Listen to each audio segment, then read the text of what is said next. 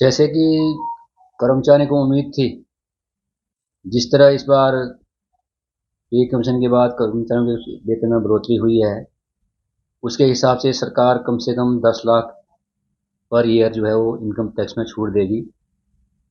और जो मुद्रीकरण, राष्ट्रीय मुद्रीकरण पाइपलाइन के अनुसार जो धड़ाधड़ निजीकरण कर रही है, पब्लिक सेक्टर को मजबूत करने की दिशा में कदम उठाएगी और निजीकरण का दौर बंद करेगी।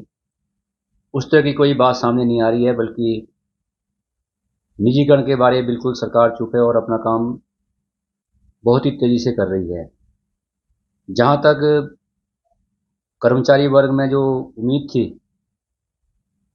कि जो डायरेक्ट टैक्स है उसकी दरों में कोई बदलाव होएगा, वो कोई बदलाव नहीं हुआ।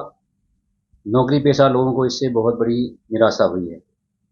80 स्टैंडर्ड जो डिडक्शन है, उसकी कटौती में भी की सीमा में भी कोई तब्दील नहीं की गई।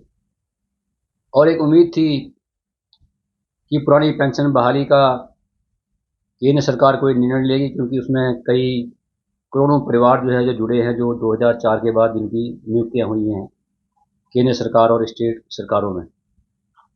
उसके ऊपर जो है वो बजट में चुप्पी संभाली हुई है, कोई सरकार उसके ऊपर नहीं बोली है। करोड़ों की गिनती में कॉन्ट्रैक्ट के कर्मचारी हैं, उनको नियमित करने बारे, उनको बराबर काम बराबर वेतन देने बारे भी इस बजट में चुप्पी है। और जो बाकी जो इशूज है, कोरोना का टाइम की जो 18 महीने का डीए सरकार ने रोका था उस टाइम फंड की कमी करके, आपदा करके, ये सारे जो एम्प्लॉय के मुद्दे हैं उसमें बिल्कुल जो है वो नदारद हैं। वो सरकार जो है इसके ऊपर कोई गंभीर नहीं है। इस करके अगर हम ले दे के सारी बात करें तो इस बजट से वर्किंग क्लास में, एम्प्लॉयज में बहुत ही जो है निराशा का माहौल है। हम सरकार को उम्मीद करते हैं कि इसके ऊपर दोबारा रिव्यू करके कर्मचारियों के मुद्दे भी जो है उसको एड्रेस किया जाए। अदरवाइज जो निराशा है उसको 16 फरवरी की जो हड़ताल हो रही है पूरे देशव्यापी, कर्मचारी वर्ग जो है उसको, सरकार को उसका जवाब देगा। वो अपनी तरफ से बहुत ही लुभावना बजट देते हैं। इस बार का भी जो बजट आया है, चाहे वो किसानों के प्रति हो, चाहे महिलाओं के प्रति हो, चाहे युवा के प्रति हो, वो बजट एक लुभावना वादा, या जिनको इसको कह लो जी टॉफी चूसने को देते हैं, वही इस बजट में है। ना तो कभी गरीबों को कुछ मिला है पिछले 9 सालों में इस सरकार से, और ना ही मिलेगा। जो बजट है वो सिर्फ उद्योगपतियों के लिए इन्होंने बनाया है, उनको कैसे बेनिफिट देने हैं।